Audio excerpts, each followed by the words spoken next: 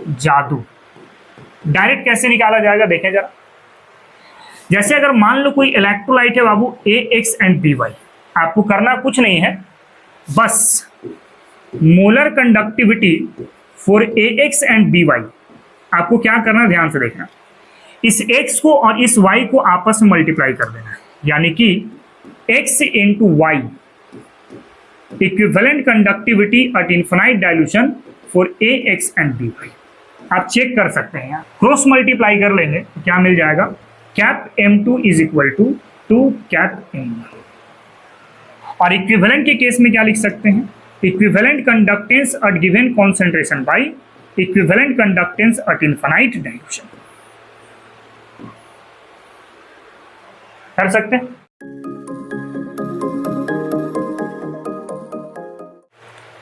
Hello my dear student, कैसे हैं आप? आई होप आप सब बहुत बेहतर होंगे। बच्चों, हम लोग इलेक्ट्रोकेमिस्ट्री के अंतर्गत टोटल 4 लेक्चर को कंप्लीट किए हैं, जिसमें हमने आपको लास्ट लेक्चर पे मोलर कंडक्टिविटी और इक्विवेलेंट कंडक्टिविटी के बारे में पढ़ा दिया था, और साथ साथ हम लोगों ने ये भी बात किया था कि डीबे-हकल-ओह्म-सागर इक्वेशन के माध्यम से किस तरह से इक्विवेलेंट कंडक्टिविटी स्ट्रॉन्ग इलेक्ट्रोलाइट का निकाला जाता है। उसके लिए हमारे पास एक ग्राफ भी बना था। जो बच्चे उस लेक्चर को नहीं देखे हैं, आपसे रिक्वेस्ट है कि सबसे पहले आप इससे पहले वाला लेक्चर यानी लेक्चर नंबर 4 को देखें, उसके बाद आज के लेक्चर की तरफ आप मूव करेंगे। तो चलिए बिना देर किए हुए आज की हम लोग इस लेक्चर की शुरुआत करते हैं। बच्चों, आज जो है हमारे पास कोहलार्स लॉ सबसे पहला टॉपिक। कोहलार्स लॉ की मदद से जो है ना, हम लोग इक्विवेलेंट कंडक्टिविटी फाइंड आउट करेंगे फॉर वीक इलेक्ट्रोलाइट। हमने आपको लास्ट लेक्चर पे पढ़ा दिया था कि स्ट्रॉन्ग इलेक्ट्रोलाइट के लिए आपको पढ़ना पड़ेगा डीबे-हकल-ओह्म-सागर इक्वेशन, जिससे हमें एक ग्राफ मिलता था। और वीक इलेक्ट्रोलाइट का अगर आपको इक्विवेलेंट कंडक्टिविटी फाइंड आउट करना है तो उसके लिए हमें कोहलार्स लॉ को पढ़ना पड़ता है। कोहलार्स लॉ क्या होता है, आइए सबसे पहले हम लोग लॉ को लिखते हैं, उसके बाद इसके मतलब को समझेंगे। लॉ कहता है, according to this law, at infinite dilution, when dissociation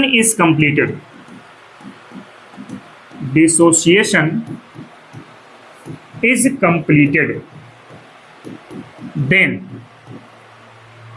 each ion makes a definite contribution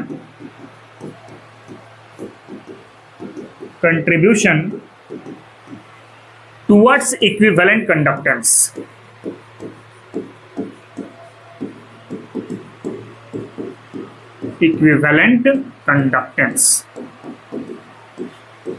And equivalent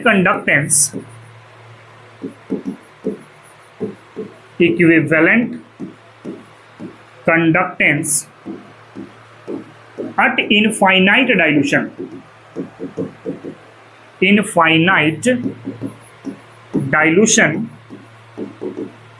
is equal to the sum of contribution of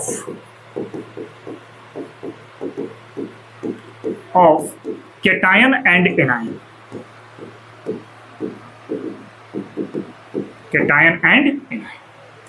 क्या मतलब है इसका कहने का? वो कह रहा है कि अगर हम लोग किसी भी वीक इलेक्ट्रोलाइट को कंप्लीट आयोनाइज करवाना चाहते हैं तो सबसे पहले आपको उसको इनफाइनाइट डाइल्यूट कराना पड़ेगा। आपको पता भी है कि वीक इलेक्ट्रोलाइट कभी भी आपका कंप्लीट आयोनाइज नहीं होते, बल्कि वहाँ पे पार्शियली आयोनाइजेशन आपको देखने को मिलती है। लेकिन आप वीक इलेक्ट्रोलाइट को भी कंप्लीट आयोनाइज करवा सकते हैं, यानी उसको कंप्लीट केटायन में कन्वर्ट करवा सकते हैं, कंप्लीट एनायन में कन्वर्ट करवा सकते हैं, बशर्ते कि आपको उसे इनफाइनाइट डाइल्यूशन तक लेकर के जाना होगा या फिर जीरो कॉन्सेंट्रेशन तक लेकर के जाना पड़ेगा। अब डाइल्यूट कर दिया आपने, केटायन भी बन गया, एनायन भी बन गया। अब केटायन भी इक्विवेलेंट कंडक्टिविटी निकालने में कंट्रीब्यूट करेगा और एनायन भी इक्विवेलेंट कंडक्टिविटी निकालने में कंट्रीब्यूट करेगा। और जो equivalent conductivity at infinite dilution निकल करके आएगा ना, वो contribution of cation plus contribution of anion के बराबर होगा। वही बात यहाँ पे कह रहा है, देख सकते हैं आप, at infinite dilution when dissociation is completed. किसके डिसोसिएशन कंप्लीटेड करना है आपको? वीक इलेक्ट्रोलाइट की। Then each ion makes a definite contribution towards equivalent conductance. अब जो भी आयंस बना, चाहे वो केटायन के फॉर्म में हो, एनायन के फॉर्म में हो, केटायन भी कंट्रीब्यूट करेगा इक्विवेलेंट कंडक्टेंस के लिए और एनायन भी कंट्रीब्यूट करेगा आपका इक्विवेलेंट कंडक्टेंस के लिए। अब आगे क्या कहता है? And equivalent conductance at infinite dilution is equal to the sum of contribution of cation and anion. यानी कि इक्विवेलेंट कंडक्टेंस जो इनफाइनाइट डाइल्यूशन के लिए आएगा ना, वो contribution of cation and contribution of anion का सम होगा। यानी कि अगर मैं इसको ऐसा लिखूं, कैप इक्यू एंड इनफाइनाइट, तो आप इसको क्या बोल सकते हैं? Equivalent conductance at infinite dilution, infinite dilution। अच्छा, कभी कभी जो है ना यहां पे ऐसा भी लिख देता है, ऊपर में जीरो दे देगा। तो लास्ट क्लास में मैंने बता रखा है कि इनफाइनाइट अगर बोल रहे हैं तो डाइल्यूशन के साथ बोलना पड़ेगा, और जीरो बोल रहे हैं तो कॉन्सेंट्रेशन के साथ बोलना पड़ेगा। मतलब इसको आप कह सकते हैं equivalent conductance at zero concentration. बात दोनों बराबर है, चाहे आप इनफाइनाइट डाइल्यूशन बोलो या जीरो कॉन्सेंट्रेशन बोलो, ठीक है। अब एक मैं मान के चलता हूं lambda C plus, this is a contribution of cation, contribution of cation, cation की कंट्रीब्यूशन हो गई। और एक मैं लेता हूं lambda A minus, this is a contribution of anion,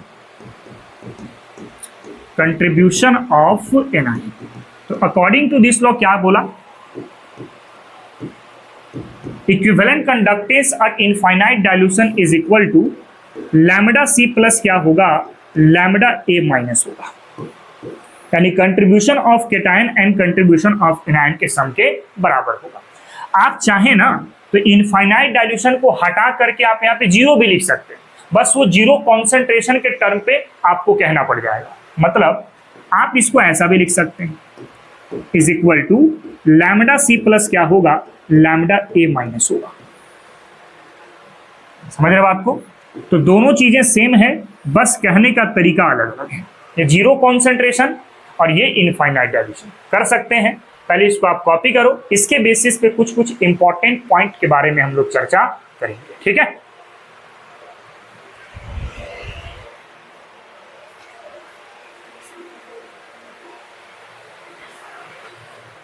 चलिए बच्चों, इसके बाद हम लोग आगे की ओर मूव करते हैं। तो नेक्स्ट है हमारे पास expression of equivalent conductance at infinite dilution. Equivalent conductance at infinite dilution का एक्सप्रेशन कैसे लिखा जाता है? तो सबसे पहले हम लोग कोई भी इलेक्ट्रोलाइट मान लेते हैं, जैसे AX और BY। इसको अगर मैं कंप्लीट आयोनाइज करूं तो क्या बनेगा? AY प्लस प्लस क्या होगा? B minus x. अब X को यहां पे मल्टीप्लाई करते हैं, Y को यहां पे मल्टीप्लाई करते हैं, ये आपका कंप्लीट ब्रेक हो चुका है।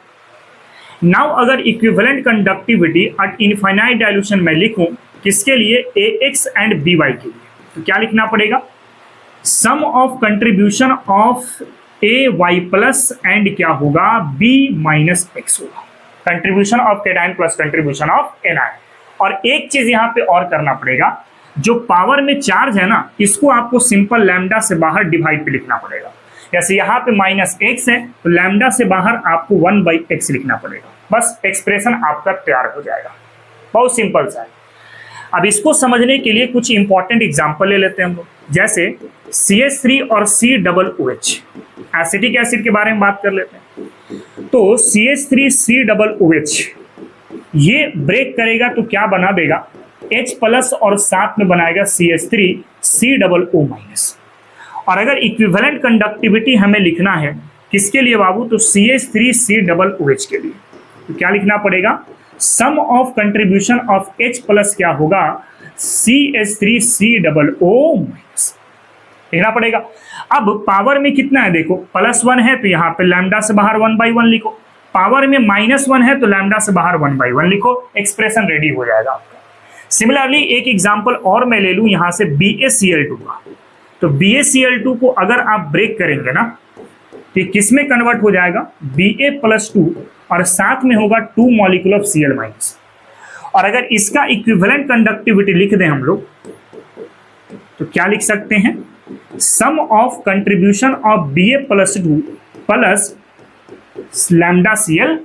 कर सकते हैं ऐसा। अब देखो पावर में कितना है बाबू, +2 है तो लैम्डा से बाहर 1/2 लिख दो। पावर में कितना है, -1 तो लैम्डा से बाहर 1/1 लिख दो। कहानी आपका खत्म हो चुका है। सिमिलरली एक और एग्जांपल अगर लिखें हम लोग यहां से AlCl3 का, तो AlCl3 को आप सबसे पहले ब्रेक डाउन कर दो, बनेगा क्या, Al+3 प्लस क्या होगा 3 मॉलिक्यूल ऑफ Cl-। कर सकते हैं। अब equivalent conductivity at infinite dilution किसके लिए बाबू, AlCl3 के लिए क्या लिख सकते हैं, तो कंट्रीब्यूशन ऑफ केटायन प्लस क्या होगा, कंट्रीब्यूशन ऑफ एनायन होगा। एल्युमिनियम +3 का कंट्रीब्यूशन और Cl- की कंट्रीब्यूशन। अब पावर में +3 है तो लैम्डा से बाहर 1/3 लिख दो, पावर में -1 है तो लैम्डा से बाहर 1/1 लिख दो। कहानी आपका खत्म हो जाएगा। सिमिलरली एक और एग्जांपल ले लेते हैं हम लोग एल्युमिनियम सल्फेट का, Al2SO4 का होल थ्राइस। अगर मैं इसके लिए बात कर लेता हूं तो equivalent conductivity at infinite dilution for aluminium sulphate किसके बराबर लिखना पड़ेगा, सम ऑफ एल्युमिनियम +3 प्लस क्या होगा SO4-2 होगा। अब पावर में कितना है बाबू, +3 है तो लैम्डा से बाहर 1/3 लिखो, पावर में कितना है -2 है तो लैम्डा से बाहर 1/2 लिखो। आपका एक्सप्रेशन रेडी हो चुका है। ठीक है, तो इक्विवेलेंट कंडक्टेंस का एक्सप्रेशन लिखना बहुत आसान है। बस फर्क क्या है यहाँ पर कि जो पावर में लिखा है ना उसको बस लैम्डा से बाहर लिखना है। इसका मतलब ये वाला x से हमें कोई लेना देना नहीं है और ये वाला y से हमें कोई लेना देना नहीं है। ये y+ से लेना देना है और ये -x से आपको लेना देना है। ये y+ आपका लैम्डा से बाहर डिवाइड पर आएगा और ये -x लैम्डा से बाहर आपका डिवाइड पर आएगा। कर सकते हैं, पहले इसको कॉपी करो, इसके बाद फिर हम लोग molar conductance at infinite dilution का भी एक्सप्रेशन देख लेते हैं। ठीक ना,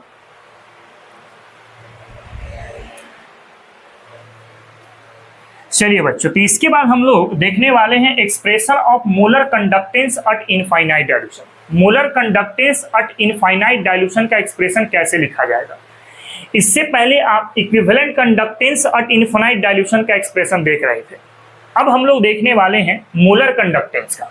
उसके लिए भी एक इलेक्ट्रोलाइट मान लो AX एंड BY। ठीक है, इसको अगर मैं ब्रेक करता हूं तो क्या बनेगा, AY प्लस क्या होगा BX-। अच्छा y+ है तो यहाँ पे x से मल्टीप्लाई कर लो, यहाँ से y से मल्टीप्लाई कर लो। चार्ज भी बैलेंस है, आपका कंप्लीट आयोनाइज हो चुका है। अब अगर हम लोग मोलर कंडक्टिविटी लिखें एट इनफाइनाइट डाइल्यूशन किसके लिए, AX एंड BY के लिए, क्या करना होगा देखो तो जरा। सबसे पहले sum of contribution of cation and contribution of anion, इतना कर लिए।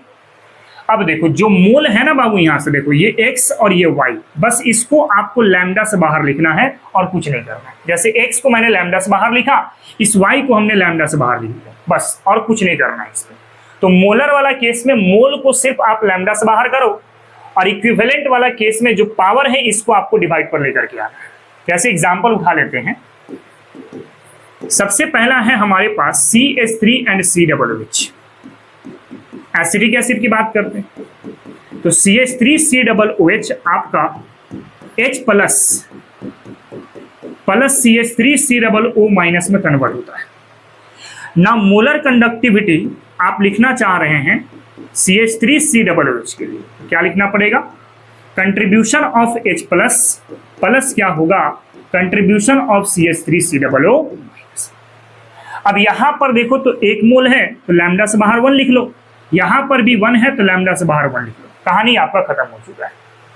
सिमिलरली एक एग्जांपल और मैं दिखा दूं BaCl2 वाला, तो BaCl2 को आप सबसे पहले ब्रेक कर लो, तो ये बनेगा क्या, Ba+2 और साथ में 2 मॉलिक्यूल ऑफ Cl- बनेगा। और molar conductivity at infinite dilution BaCl2 के लिए निकालना हो, कैसे निकालेंगे, contribution of Ba+2 plus contribution of Cl-। अच्छा इसका मोल कितना है बाबू 1, तो लैम्डा से बाहर 1 लिख लो, इसका मोल है 2 तो लैम्डा से बाहर कितना लिख लेंगे 2 लिख लेंगे। एक्सप्रेशन आपका रेडी हो चुका है। सिमिलरली थर्ड अगर मैं बात करता हूं AlCl3 के लिए, तो AlCl3 को आप सबसे पहले ब्रेक कर लो, बनेगा Al+3 और साथ में बनेगा 3 molecule of Cl-। Molar conductivity लिखना है इनफाइनाइट डाइल्यूशन फॉर AlCl3। क्या करना होगा, कंट्रीब्यूशन ऑफ Al+3 प्लस क्या होगा, कंट्रीब्यूशन ऑफ Cl-। अब इसका मोल है 1 तो लैम्डा से बाहर 1 लिख लो, इसका मोल है 3 तो लैम्डा से बाहर 10 लिख लो बस। इसके बाद फोर्थ नंबर एक और एग्जांपल ले लो, Al2SO4 का होल थ्राइस। मैं इसके बारे में बात कर लेता हूं। मोलर कंडक्टिविटी लिखने से पहले आप इसको ब्रेक कर लो, Al2SO4 का होल थ्राइस। ये अगर ब्रेक होगा तो क्या बनेगा, एल्युमिनियम +3 का 2 unit and 3 unit of SO4-। तो molar conductivity at infinite dilution for aluminium sulphate क्या लिख सकते हैं बता दो, contribution of aluminium +3 plus contribution of SO4-2। अब देखो मोल में 2 है तो लैम्डा से बाहर 2 लिखो, मोल में 3 है तो लैम्डा से बाहर 3 लिखो। आई होप मोलर कंडक्टेंस का एक्सप्रेशन लिखने आ गया होगा और इक्विवेलेंट कंडक्टेंस का भी एक्सप्रेशन लिखने आ गया होगा। इसको कॉपी करो, फिर इन दोनों को हम लोग आपस में मिक्स करते हैं, ठीक है।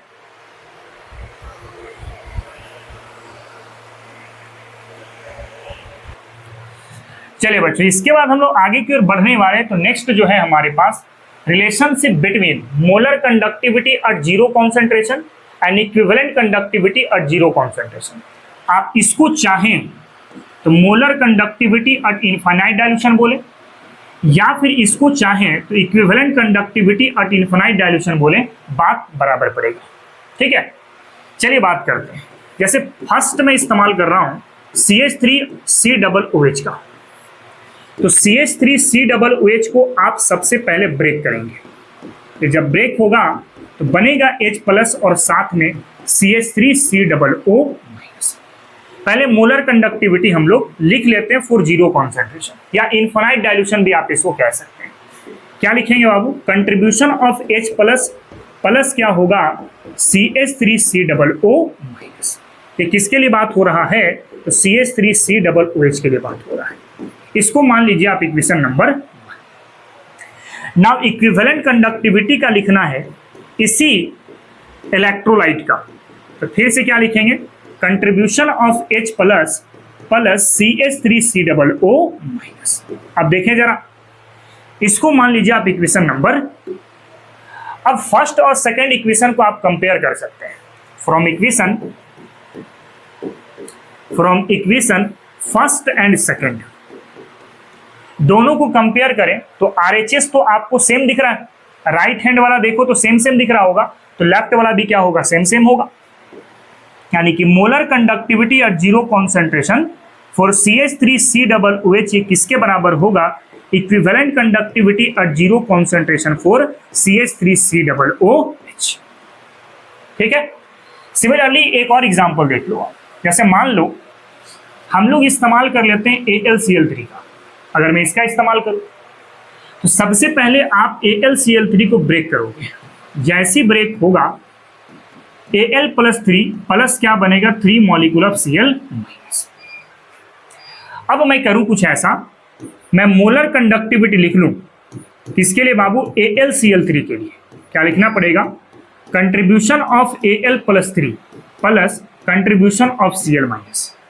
अब चूंकि इसका मोल 1 है, 1 हो गया, इसका मोल 3 है तो लैम्डा से बाहर 3 लिख दो और इसको मान लो इक्वेशन नंबर 1।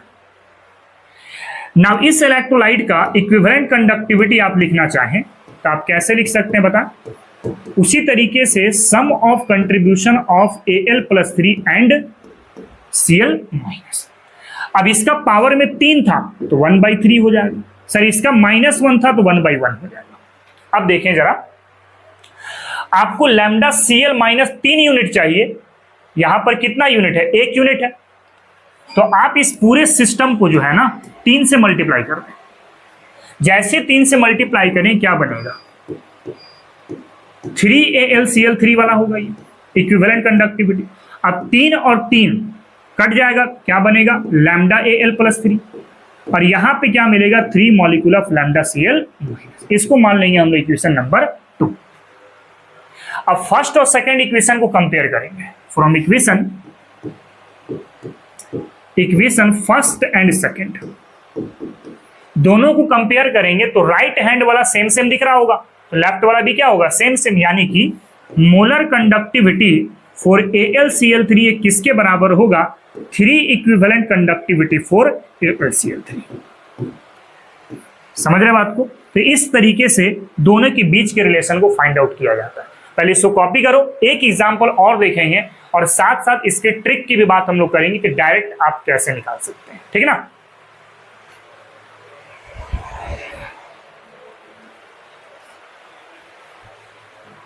चलिए बच्चों, इसके बाद एक और एग्जांपल मैं थर्ड ले लेता हूं यहां पे, एल्युमिनियम सल्फेट का Al2SO4 का ऑल्ट्राइस। ठीक है, इसको पहले ब्रेक कर लो।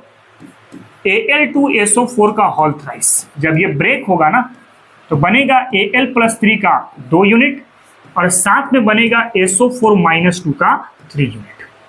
ठीक है, अब मोलर कंडक्टिविटी आप फाइंड आउट करें फॉर एल्युमिनियम सल्फेट Al2SO4 का ऑल्ट्राइस, ये किसके बराबर होगा sum of contribution of aluminium +3 and SO4-2।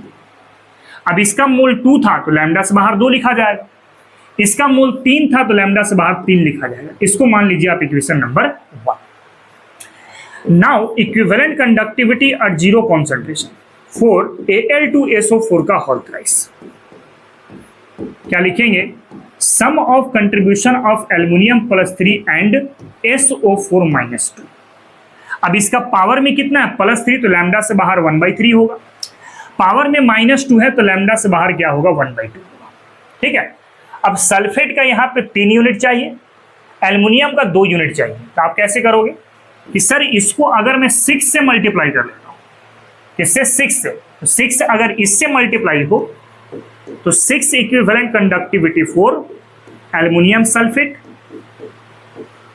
And 6 को इससे मल्टीप्लाई करें तो 6 से 3 को डिवाइड करोगे तो 2 बचेगा, 2Al+3 और 6 से यहाँ पे 2 को डिवाइड करोगे तो कितना बचेगा बाबू 3 लैम्डा SO4-2। आप इस 6 से यहाँ भी मल्टीप्लाई कर रहे हैं, यहाँ भी मल्टीप्लाई कर रहे हैं। नाउ 6 में 3 से डिवाइड किया तो 2 बचा, 6 में 2 से डिवाइड किया तो 3 बचा। अब इसको मान लीजिए आप इक्वेशन नंबर, अब फर्स्ट इक्वेशन और सेकेंड इक्वेशन को आपस में कंपेयर करें तो राइट वाला पार्ट आपको सेम सेम दिख रहा होगा, तो लेफ्ट वाला पार्ट भी क्या होगा आपका सेम सेम होगा। लिख सकते हैं from equation first and second, क्या लिख सकते हैं molar conductivity at infinite dilution या 0 कॉन्सेंट्रेशन फॉर Al2SO4 का होल थ्राइस, ये किसके बराबर होगा 6 unit of equivalent conductivity for 0 concentration of aluminium sulphate के बराबर होगा। कर सकते हैं, बहुत आसान सा रिलेशन निकाला जाता है। अब इसको आप ट्रिक के माध्यम से भी डायरेक्ट निकाल सकते हैं, जादू। डायरेक्ट कैसे निकाला जाएगा देखें जरा। जैसे अगर मान लो कोई इलेक्ट्रोलाइट है बाबू AX एंड BY, आपको करना कुछ नहीं है, बस molar conductivity for AX and BY आपको क्या करना ध्यान से देखना, इस X को और इस Y को आपस में मल्टीप्लाई कर देना है, यानी कि X into Y equivalent conductivity at infinite dilution for AX and BY। आप चेक कर सकते हैं यहां से, आप इस वाले ट्रिक को इस्तेमाल करें और कोई सा भी इलेक्ट्रोलाइट का दोनों के बीच का रिलेशन आप फाइंड आउट कर सकते हैं। जैसे चेक कर लें जरा, जैसे फर्स्ट हम लोग ले लेते हैं AlCl3 का, अगर इसका इस्तेमाल करें तो आप देखो तो यहां पर A1 है ना, X बराबर 1 है और Y बराबर कितना है बाबू तो 3 है। तो क्या लिख सकते हैं molar conductivity for AlCl3 at 0 concentration है ना, X इंटू Y यानी कि 1 इंटू 3 कितना हो जाएगा 3 इक्विवेलेंट कंडक्टिविटी फॉर AlCl3। बस कहानी खत्म हो गया, यही आपका आंसर आ चुका था। नाउ एक और आप चेक कर लो, मान लो मैं एल्युमिनियम सल्फेट को इस्तेमाल में ला रहा हूं तो X बराबर कितना दिख रहा होगा यहाँ पे 2 और Y बराबर कितना दिख रहा होगा 3 दिख रहा होगा, यानी ये 2 हो गया और Y बराबर कितना हो गया बाबू तो 3 हो गया। तो molar conductivity eight zero concentration for Al2SO4 का होल थ्राइस, ये किसके बराबर लिख सकते हैं? x इंटू वाई यानी 2 इंटू 3 कितना हो जाएगा? 6 आ जाएगा।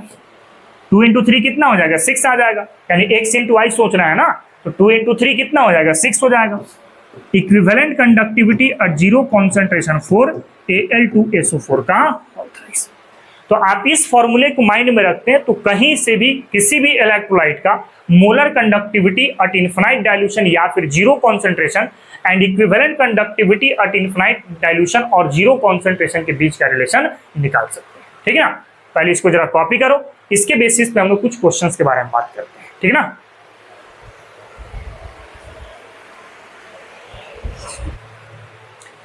चलिए बच्चों आगे की ओर बढ़ते हैं। तो नेक्स्ट हमारे पास एक क्वेश्चन दिया गया है, calculate the molar conductivity at infinite dilution for CaCl2 and MgSO4 from the data given below. आपके पास डाटा दिया गया है और आपको molar conductivity at infinite dilution find out करना है फॉर CaCl2 एंड MgSO4। कैसे सॉल्व करेंगे?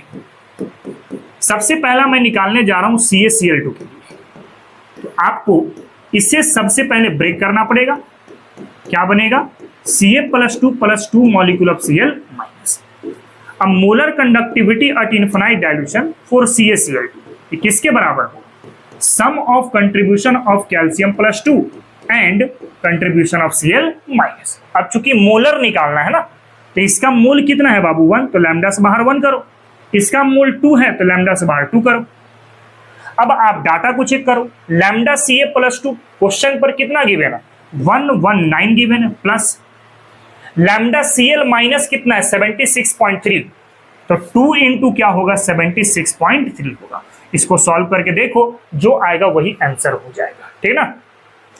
तो ये आता है आपके पास 271.6 साइमन सेंटीमीटर स्क्वायर पर। ठीक है। नाउ अगेन हमारे पास दिया गया MgSO4 वाला, तो सेकेंड देख लेते हैं MgSO4 के लिए। आप पहले इसको ब्रेक कर लो। तो MgSO4 आपका दो पार्ट में कन्वर्ट हुआ, Mg+2 और साथ में SO4-2। ठीक है। अब molar conductivity at infinite dilution for MgSO4 किसके बराबर होगा? कंट्रीब्यूशन ऑफ Mg+2 प्लस क्या होगा? Contribution of sulphate -2। ठीक है। अब इसका मोल भी 1 है तो यहाँ पे 1 ही होगा, इसका भी मोल है वहां पे 1 तो यहाँ पर भी 1 ही होगा। अब Mg+2 कितना है बाबू? देखो तो 106 एंड SO4 माइनस आपके पास कितना है? 160। सॉल्व करेंगे आएगा 266 साइमन सेंटीमीटर स्क्वायर। तो अगर आप एक्सप्रेशन निकाल लेते हैं ना, तो इस टाइप का क्वेश्चन आप बहुत आसानी से कर सकते हैं। ठीक है ना? पहले इसको कॉपी करो, इसके बेसिस पे कुछ और क्वेश्चन के बारे में बात करेंगे।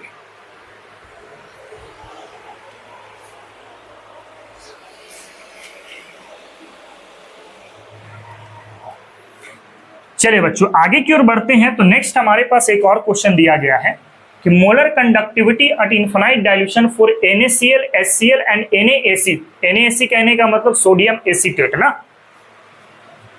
Are 126.4, 425.9 and 91 siemens centimetre square per mole respectively. यानी कि molar conductivity infinite dilution for NaCl कितना गिवन है?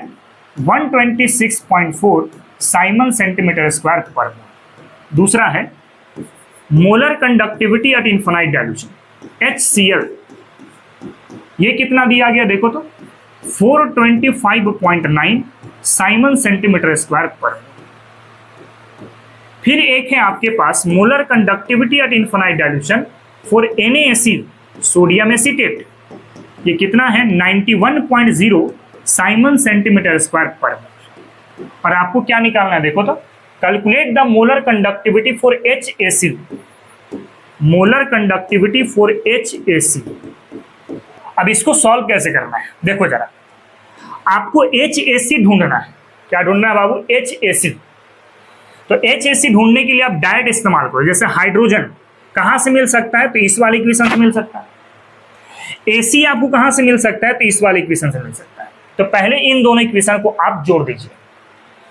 यानी कि molar conductivity at infinite dilution for HAC ये कहां से मिल सकता है? तो हाइड्रोजन मिल जाएगा सर HCl वाला से, और AC मिल जाएगा सर आपके पास NaAC वाला से। तो दोनों को आप जोड़ दीजिए पहले, यानी कि molar conductivity at infinite dilution for HCl plus molar conductivity at infinite dilution for NaAC। अब देखना जरा ध्यान से, देखो यहां से हाइड्रोजन मिल गया और साथ में क्या मिल गया आपके पास AC मिल गया, दोनों तो मिल गया हमारे पास, लेकिन एक्स्ट्रा क्या मिल रहा है? एक Cl मिल रहा है, दूसरा Na मिल रहा है। तो भाई Na को भी हटाना पड़ेगा और Cl को भी हटाना पड़ेगा। अगर Na नहीं हटाओगे और Cl नहीं हटाओगे तब HAC तक नहीं पहुंच पाएंगे। भाई आपको HAC चाहिए, HCl से आपने H को उठा लिया, NaAC से आपने AC को उठा लिया, तो HCl से Cl तो एक्स्ट्रा बच गया, NaAC से Na एक्स्ट्रा बच गया। भाई इस Na को भी रिमूव करना पड़ेगा और इस Cl को भी रिमूव करना पड़ेगा। तो Na कहां से रिमूव कर सकते हैं? देखो ये वाला दिख रहा है, Na यहां से रिमूव कर सकते हैं और ये Cl रिमूव कर सकते हैं। मतलब पहला वाला इक्वेशन जो था इसको आप माइनस कर दो। अब देखो तो यहां से Na था तो माइनस Na हो गया, खत्म कहानी। यहाँ पे Cl एक्स्ट्रा था तो यहाँ से माइनस Cl हो गया, खत्म कहानी। अब सारे वैल्यू को पुट कर दीजिए आप। HCl कितना है बाबू? 425.9। NaAC आपके पास कितना है बाबू? तो 91। और NaCl आपके पास कितना है? तो 126.4। अब इसको सॉल्व करके देखेंगे तो आएगा 390.5 साइमन सेंटीमीटर स्क्वायर पर। बहुत आसान सा है, बस थोड़ा सा यहाँ पे आपको दिमाग का इस्तेमाल करना है। ठीक है, कॉपी करो, इसके बेसिस पे एक दो क्वेश्चन और डिस्कस करेंगे।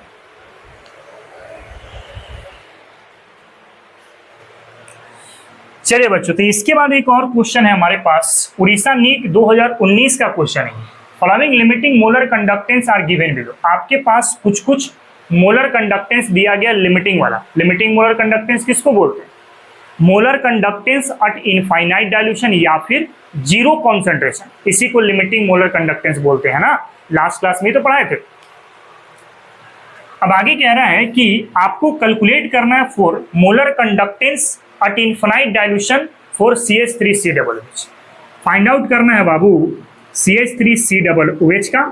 तो पहले इसको आप ब्रेक करो, बनेगा सर H प्लस और साथ में CH3COO। ठीक है, यानी molar conductance at infinite dilution या फिर जीरो कॉन्सेंट्रेशन फॉर CH3COOH किसके बराबर होगा? Contribution of H plus plus CH3COO minus के बराबर होगा। अब इसको पहले आप ब्रेक करें। अगर आप H2SO4 को ब्रेक करोगे तो क्या बनेगा? 2 मॉलिक्यूल ऑफ H प्लस और साथ में SO4 माइनस 2। और इसको अगर आप ब्रेक करोगे तो क्या बनेगा? 2 मॉलिक्यूल ऑफ K प्लस और साथ में बनेगा SO4 माइनस 2। और इसको ब्रेक करोगे तो क्या बनेगा? CH3COO माइनस और साथ में हो जाएगा सर आपके पास K प्लस। और अगर molar conductance at infinite dilution लिखना चाहे तो contribution of cation plus contribution of anion, that is lambda H plus plus lambda SO4 minus 2। अब चूंकि H प्लस के साथ 2 मोल पर है तो लैम्डा से बाहर 2 लिख लो, कहानी खत्म हो गया। सिमिलरली इसका लिखना चाहो तो क्या लिखना पड़ेगा हमें? 2 लैम्डा K प्लस और साथ में क्या होगा? लैम्डा SO4 माइनस 2 होगा। अब इसका लिखना हो तो आप क्या लिखोगे? लैम्डा K प्लस और साथ में क्या होगा? Lambda CH3COO minus.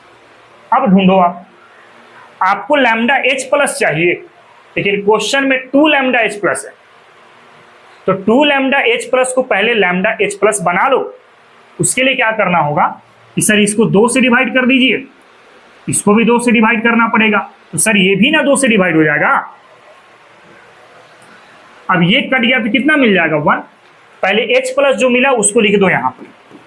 क्या लिख सकते हैं? देखो तो लैम्डा H प्लस प्लस क्या हो गया? लैम्डा SO4 माइनस 2 बाई, अब लैम्डा CH3COO माइनस 2, तो ये वाला इक्वेशन से मिल जाएगा। तो plus lambda K plus plus lambda CH3COO minus. Now अब देखिए H प्लस भी मिल चुका है हमारे पास और CH3COO माइनस भी मिल चुका है हमारे पास, तो एक्स्ट्रा क्या मिला? K प्लस और SO4 माइनस 2/2। तो भाई इसको भी रिमूव करना होगा, इसको भी रिमूव करना होगा। तो इसको रिमूव करने के लिए सेकेंड वाले इक्वेशन को माइनस कर दो। आपको रिमूव करना है लैम्डा के प्लस, लेकिन है क्वेश्चन में 2 लैम्डा के प्लस, तो भाई इसको भी आप 2 से डिवाइड कर लो ना, तो इसको भी करना पड़ेगा सर, ये भी आपको करना पड़ेगा, ये 2 से 2 आपका कट जाएगा। अब करके देखो तो माइनस लैम्डा के प्लस और plus minus minus lambda SO4 minus 2 by क्या हो जाएगा 2 हो जाएगा। कर सकते हैं? अब देखें जरा, तो आपके पास क्या क्या हुआ, एक तो ये वाला वैल्यू मिला दैट इज x/2, फिर एक तो मिल गया सर ये वाला, ये कितना था आपके पास बता दो, दैट इज z, और एक तो मिला सर माइनस में ये वाला दैट इज माइनस y/, हो गया। यानी कि सॉल्व करेंगे तो क्या मिलेगा, x/2 minus y/2 plus z, therefore क्या लिख सकते हैं, x minus y/2 plus z लिख सकते हैं।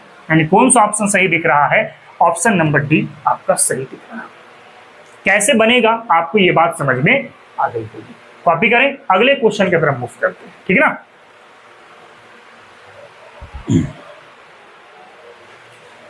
चले बच्चों आगे की ओर बढ़ते हैं। तो नेक्स्ट हमारे पास एक और क्वेश्चन है, नीट 2016 का क्वेश्चन है, the molar conductivity of 0.5 mole per litre solution of AgNO3 with electrolytic conductivity of 5.76 into 10⁻³ Simon centimetre inverse.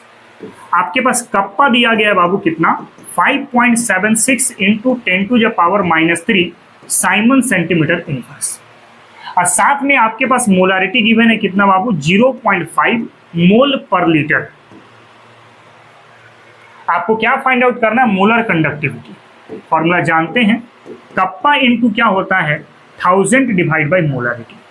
अब सारे वैल्यूज को पुट कर दो यहाँ पे, molar conductivity is equal to, kappa कितना है बाबू 5.76 इंटू 10⁻³ इंटू 1000 डिवाइड बाई क्या होगा तो 0.5 होगा, ये और ये आपके पास कट जाएंगे, ठीक है ना। Molar conductivity is equal to क्या है 5.76 डिवाइड बाई 0.5।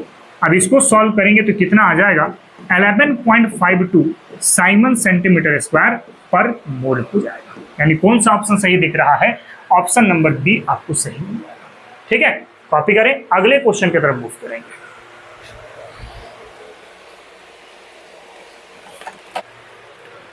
चलिए बच्चों नेक्स्ट हम लोग आगे की ओर बढ़ते हैं। तो आगे एक और क्वेश्चन है, JEE 2014 का क्वेश्चन है कि resistance of 0.2 molar solution of an electrolyte is 50 ohm. यहाँ पे ओम छूट गया ना। The specific conductance of the solution is 1.4 siemens metre inverse. The resistance of 0.5 molar solution of the same electrolyte is 280 ohm. The molar conductivity of 0.5 molar solution of the electrolyte in siemens metre inverse mole inverse, ठीक है। आपके पास एक solution है 0.2 molar का और एक solution है आपके पास 0.5 मोलर का। पहले 0.2 मोलर का जो रेजिस्टेंस है वो 50 ओम दिया गया है और इसका जो रेजिस्टेंस है वो दिया गया 280 ओम। आगे क्या दिया गया, specific conductance of solution is 1.4 siemens metre inverse.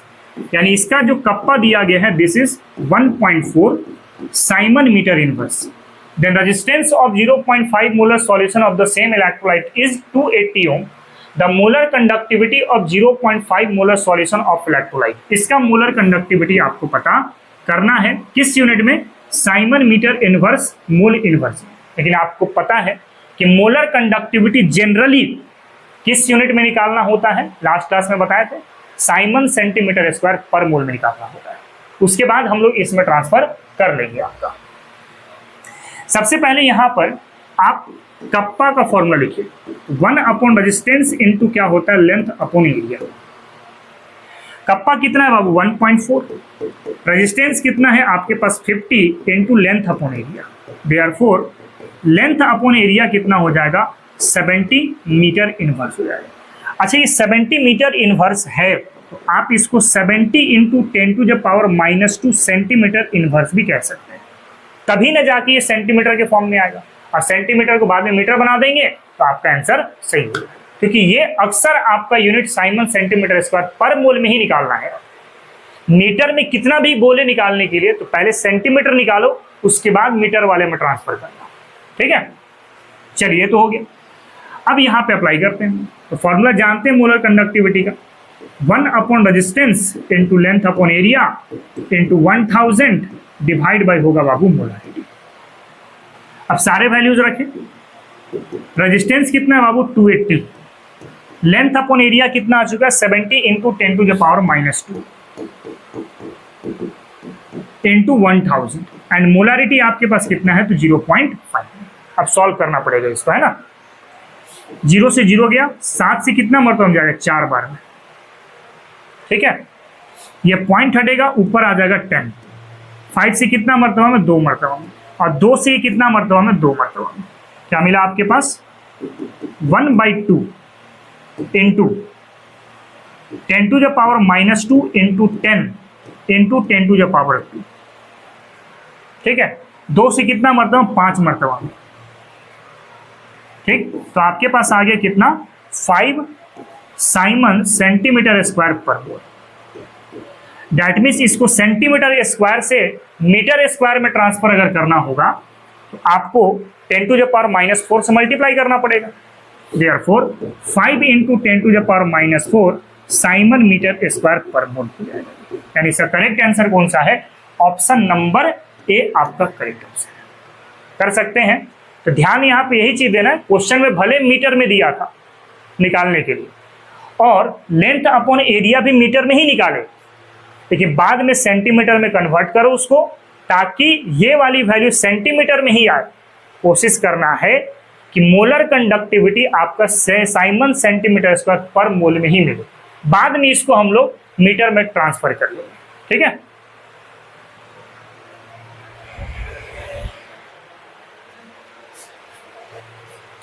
चलिए बच्चों आगे की ओर बढ़ते हैं। तो नेक्स्ट हमारे पास एक और क्वेश्चन दिया गया है, AgNO3 aqueous was added to an aqueous KCl solution gradually and the conductivity of the solution was measured. The plot of conductance versus the volume of AgNO3 is।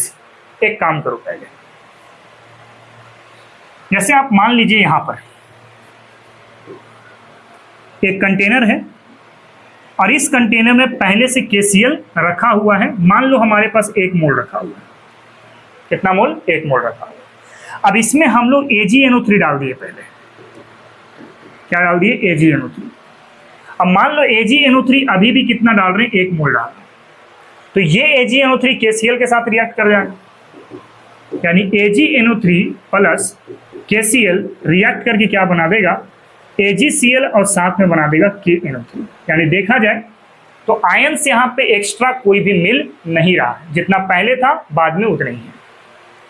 अगर आयन एक्स्ट्रा नहीं है that means curve आपका constant होगा। ये कब तक, जब तक कि AgNO3 KCl के साथ कंप्लीट रिएक्ट कर जाता है। लेकिन क्या बोल रहा है कि यहां पर हम लोग लगातार एक्वस सॉल्यूशन वाले AgNO3 को डाल रहे हैं, तो 1 मोल जब तक डाले तब तक तो ठीक था सर, कांस्टेंट ग्राफ मिला। लेकिन फर्दर अगर आपने AgNO3 को यहां से फिर से डाल दिया, भाई 1 मोल तो इसको बैलेंस किया, लेकिन KCl तो कंप्लीट खत्म हो चुके हैं ना, तो सॉल्यूशन पे सिर्फ क्या बच जाएगा, Ag प्लस और क्या बन जाएगा, NO3 माइनस। यानी कि number of ions per unit volume आपका इंक्रीज किया, तो आपको पता है कि कंडक्टिविटी भी क्या होगा, आपका इंक्रीज करेगा। यानी कि फर्दर कर्व कैसा बन जाएगा, कुछ ऐसा बन जाएगा, है ना। पहले जब 1 मोल बने थे तो उस वक्त KCl का 1 मोल लेकर के चले तो दोनों आपस में रिएक्ट कर गया कंप्लीटली, कोई आयन बना। लेकिन फर्दर AgNO3 डाले ना, भाई KCl तो खत्म हो चुका है, इससे रिएक्शन कंप्लीट कर चुका है। फिर अगर AgNO3 को डालोगे तो सॉल्यूशन में क्या बनेगा, Ag प्लस और NO3 माइनस बनेगा, और आयंस बढ़ने से कंडक्टिविटी बढ़ जाता है। यानी कर्व कौन सा दिख रहा है, ये वाला देख लो कौन सा है, ऑप्शन नंबर S, यानी कि ऑप्शन नंबर डी आपका करेक्ट है। ठीक है, देख लें आगे क्वेश्चन की तरफ बढ़ेंगे।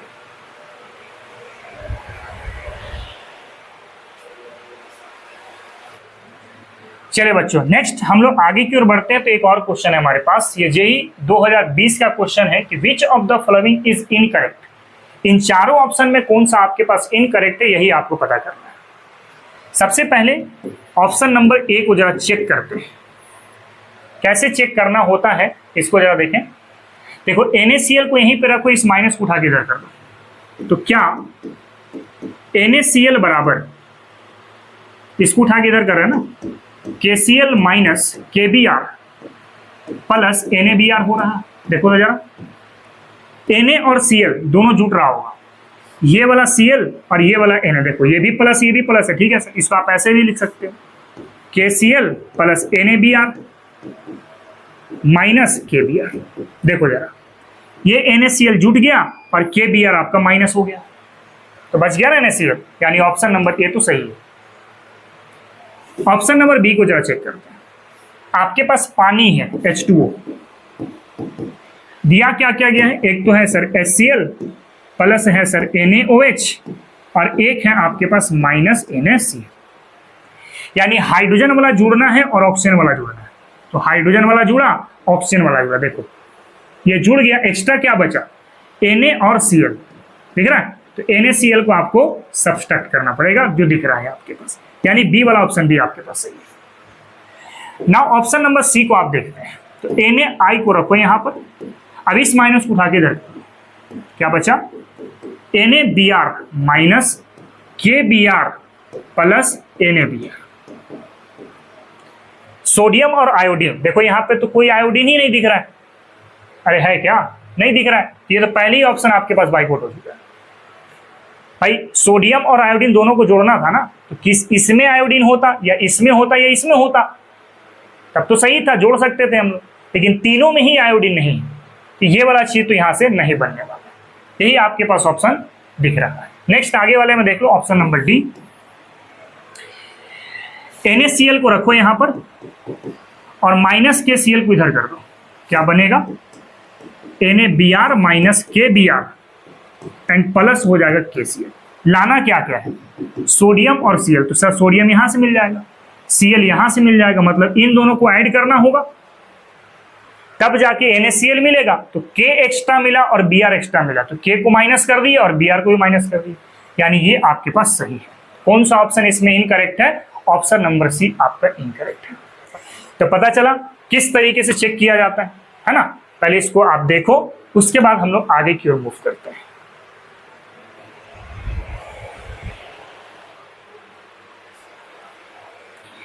चलिए बच्चों, तो एक और क्वेश्चन आपके पास आ चुका है जेईई मेंस 2022 का। क्वेश्चन क्या कह रहा है, the molar conductivity of a conductivity cell filled with 10 mole of 20 ml NaCl solution is cap M1 and that of 20 moles another identical cell having 80 ml NaCl solution is cap M2।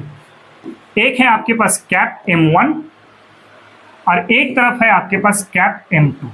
cap M1 क्या लिखोगे, conductivity into 1000 divide by molarity 1, और इस पे क्या लिखेंगे हम लोग, तो conductivity into 1000 divide by molarity number 2, है ना। Cap M1 conductivity into 1000। अच्छा आप देखो तो 10 मोल को 20 ml सॉल्यूशन में डिसॉल्व कराना, मतलब मोलारिटी हो गया, मोलारिटी निकालना है तो 10 मोल बाई क्या करना होगा 20 इनटू हो गया आपके पास 1000। ये और ये आपके पास कटेगा, 20 ऊपर चला जाएगा। Cap M1 equal to kappa into 20 by क्या होगा 10, इसको मान लीजिए आप इक्वेशन नंबर 1। नाउ सेम यहां पे भी करें, cap M2 is equal to, conductivity को छोड़ दो ऐसे इंटू 1000 और मोलारिटी 2 कितना है आपके पास, देखो तो 20 मोल इन 80 ml NaCl solution, 20 mole by 80 ml into 1000, 1000 से 1000 कटेगा, 80 को ऊपर भेज दो, तो cap M2 is equal to kappa into 80 by क्या होगा 20 होगा। इसको मान लीजिए आप इक्वेशन नंबर 2। अब फर्स्ट को आप सेकेंड के साथ डिवाइड कर लो, cap M1 divide by cap M2, kappa kappa तो कट जाएगा ना आपका दोनों, क्या बचेगा यहाँ पे 20 बाई 10 इंटू 20 ऊपर भेजो तो 20 बाई 80 हो जाएगा, तो यहाँ पे हो जाएंगे 400 बाई हो जाएगा 800, यानी कि 1 बाई क्रॉस मल्टीप्लाई कर लेंगे तो क्या मिल जाएगा cap M2 is equal to 2 cap M1 मिल सकता है। यानी कौन सा ऑप्शन दिख रहा है? तो ऑप्शन नंबर ए आपका करेक्ट दिख रहा है। ठीक है, इसको कॉपी करो। आगे हम लोग नेक्स्ट टॉपिक की तरफ मूव करते हैं। चलिए बच्चों, नेक्स्ट हम लोग आगे की ओर बढ़ते हैं। तो टॉपिक है हमारे पास डिग्री ऑफ डिसोसिएशन। देखो, डिग्री ऑफ डिसोसिएशन क्या होता है? The ratio of equivalent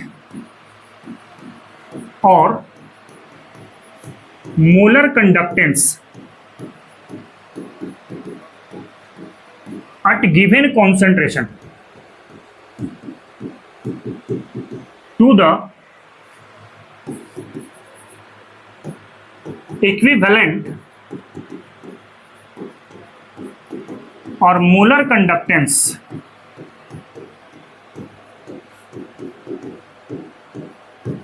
at infinite dilution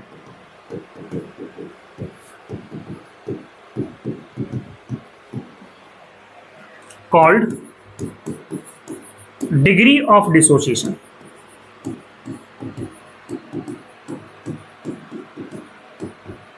ठीक है, जैसे अल्फा के बारे में बात करूं, this is a degree of dissociation, degree of dissociation. और एक मैं ले लेता हूं यहां से cap MC, this is a molar conductance at given concentration। ऊपर में जो C लिखा हुआ है that is a given concentration, है ना। And EQC, this is a equivalent conductance at given concentration। और एक मैं ले लेता हूं cap M infinite, this is a molar conductance at infinite dilution। और एक मैं ले लेता हूं cap EQ infinite, this is a equivalent conductance at infinite dilution। Now degree of dissociation आप क्या लिखेंगे? Ratio of molar conductance at given concentration and molar conductance at infinite dilution. यानी कि कैप MC डिवाइड बाई क्या होगा? Cap M infinite. आप ये ले सकते हैं अगर आप मोलर कंडक्टेंस के फॉर्म में लेके चलेंगे। और इक्विवेलेंट के केस में क्या लिख सकते हैं? Equivalent conductance at given concentration by equivalent conductance at infinite dilution. कर सकते हैं, इसको पहले कॉपी कर लो। एक और टॉपिक यहां पे हम लोग बात करेंगे, ठीक है ना।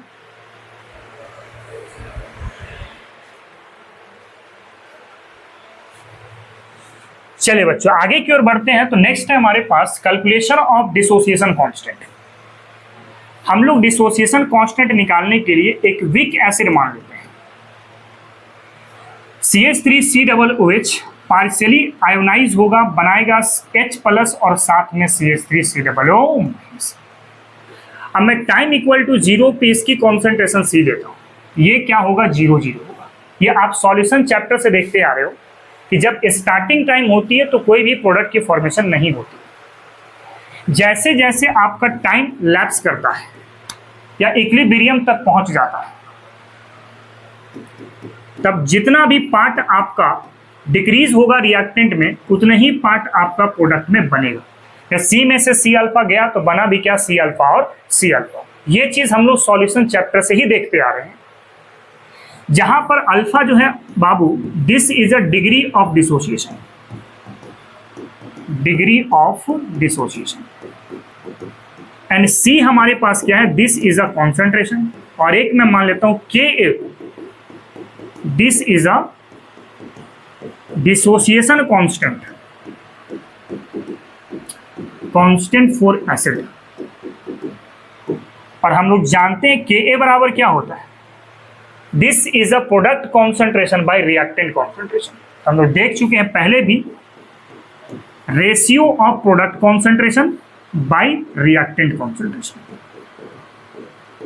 अच्छा, प्रोडक्ट के फॉर्म में आपके पास दो है, एक तो है सर आपके पास H+ और एक है आपके पास CH3COO और रिएक्टेंट में हमारे पास एक है, this is CH3 and COOH।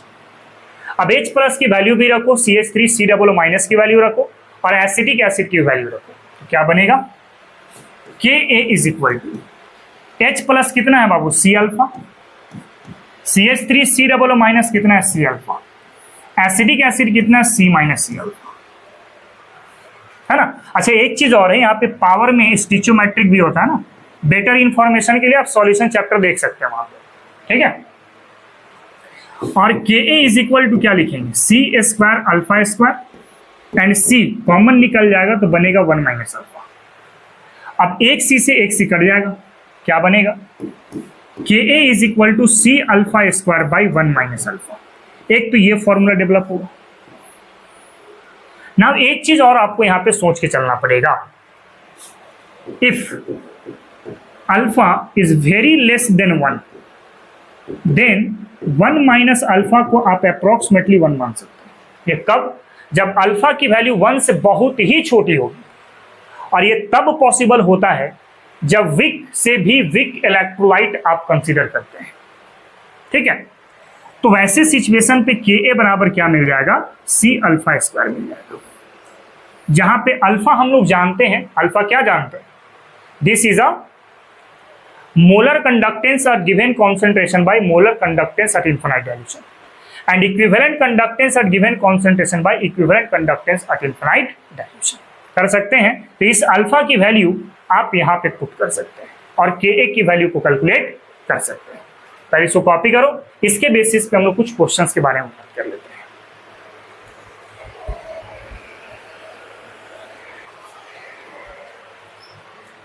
चलिए बच्चों, एक क्वेश्चन है आपके पास, आप देख सकते हैं। Conductivity of 0.00128 molar acidic acid is 4.95 into 10⁻⁻5 Simon centimetre inverse.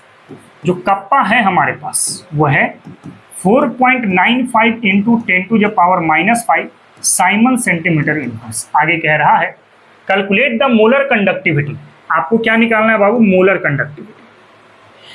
If molar conductivity at infinite dilution for acidic acid is 390.5, ये गिवन कॉन्सेंट्रेशन आपको फाइंड आउट करना है और इन्फिनाइट डाइल्यूशन आपके पास दिया गया है कितना?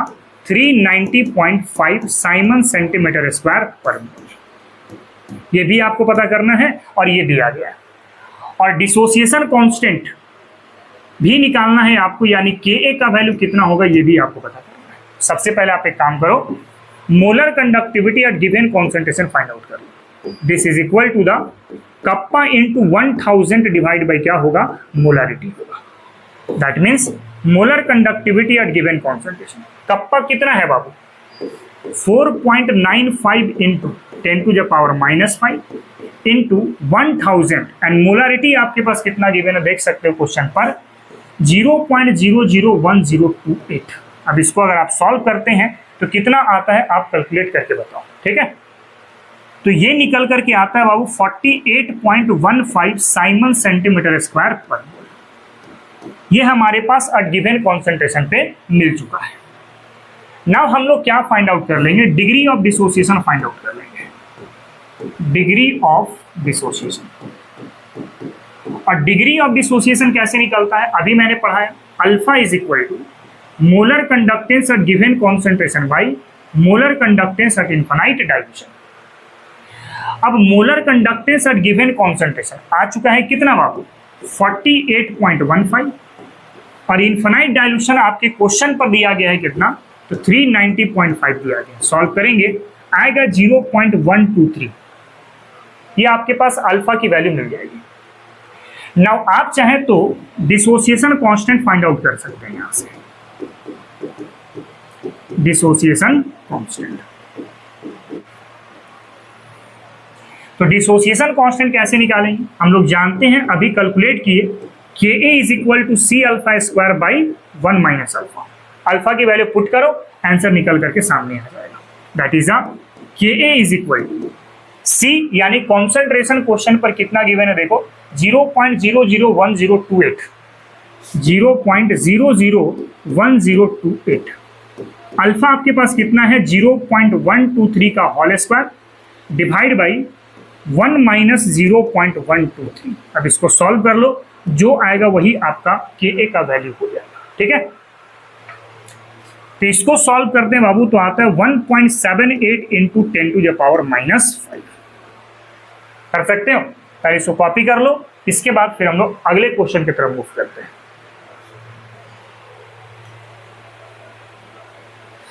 चलिए बच्चों, इसके बाद हम नेक्स्ट क्वेश्चन की तरफ बढ़ते हैं। तो क्वेश्चन क्या कह रहा है, the molar conductivity of 0.025 mole per litre methanoic acid is 46.1 siemens centimetre square per mole. मतलब इस कॉन्सेंट्रेशन पे उसका मोलर कंडक्टिविटी दिया गया है। कॉन्सेंट्रेशन क्या रखा गया है बाबू, 0.025 मोल पर लीटर, और इस दौरान जो मोलर कंडक्टिविटी है वो कितना है, this is a 46.1 siemens centimetre square per मोल। आगे क्या बोल रहा है, calculate its degree of dissociation, यानी अल्फा कितना होगा ये पता करना है, एंड डिसोसिएशन कांस्टेंट यानी के का वैल्यू कितना होगा ये पता करना है। आपके पास मिथानोइक एसिड दिया गया है ना, दैट इज HCOOH, ब्रेक होगा ना तो बनेगा बाबू H+ और साथ में बनेगा HCOO-। क्या लिखेंगे, molar conductivity at infinite dilution for HCOOH किसके बराबर होगा, sum of contribution of H+ and HCOO-। H+ कितना है क्वेश्चन पे देखो, ये है 349.6 और HCOO- कितना दिया गया है, तो 54.6 दिया गया है। अब इसको सॉल्व करके देखो तो ये आ जाता है 404.2 साइमन सेंटीमीटर स्क्वायर पर मोल। नाउ हम लोग डायरेक्ट निकालेंगे degree of dissociation, that is alpha. कैसे निकालते हैं, molar conductance at given concentration by molar conductance at infinite dilution. अभी जस्ट हम लोग इसके बारे में पढ़ चुके हैं, that is alpha. Given concentration कितना दिया गया है बाबू, तो 46.1। इनफाइनाइट डाइल्यूशन कितना आ चुका है, 404.2। सॉल्व करेंगे कितना मिल जाएगा, ये आ जाएगा 0.114। चलिए अल्फा मिल गया।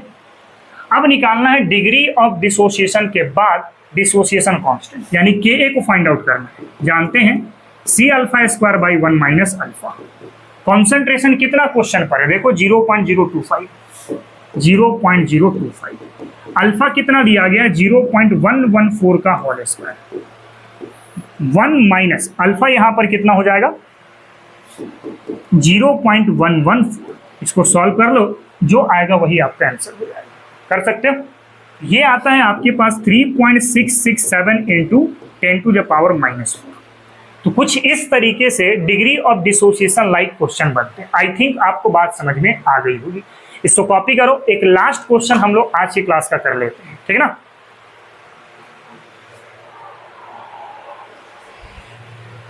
चलिए बच्चों आगे की ओर बढ़ते हैं। तो एक क्वेश्चन और है हमारे पास, नीट 2013 का क्वेश्चन है।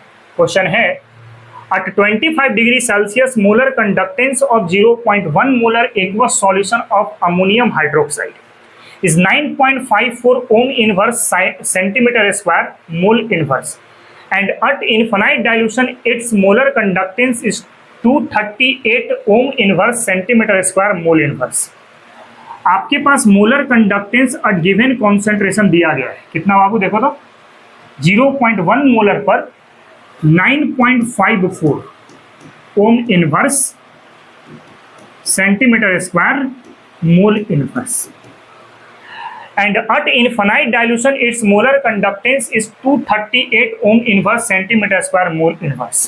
मोलर कंडक्टेंस इनफाइनाइट वाला भी दिया गया है 238 ohm inverse centimetre square and mole inverse. आगे क्या बोल रहे हैं, the degree of ionisation of ammonium hydroxide at the same concentration and the temperature.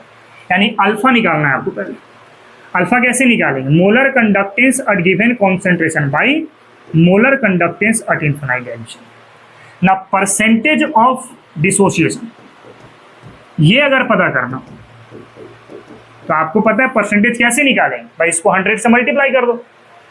यानी परसेंटेज निकालने के लिए आपको क्या करना होगा, given concentration bye infinite dilution into क्या करना होगा, 100 करना होगा। गिवन कॉन्सेंट्रेशन कितना है बाबू, 9.54 है, एंड इनफाइनाइट डाइल्यूशन है आपके पास 238 इनटू क्या होगा, 100 होगा। अगर सॉल्व करेंगे आएगा 4.008%। यानी कौन सा ऑप्शन सही दिख रहा है, ऑप्शन नंबर आपका ए सही दिख रहा है। कर सकते हो, कॉपी करें।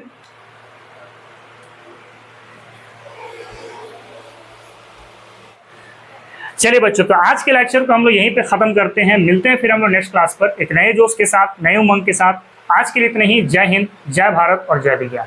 बच्चों, अगर आपको ये मेरा लेक्चर पसंद आया है तो मेरे इस लेक्चर को लाइक करें, चैनल को सब्सक्राइब करें और इसे अपने फ्रेंड तक तो जरूर शेयर करें ताकि उन्हें भी हमसे जुड़ने का मौका मिल सके। चलिए, तो हम लोग फिर मिलते हैं नेक्स्ट क्लास पर। Thank you very much.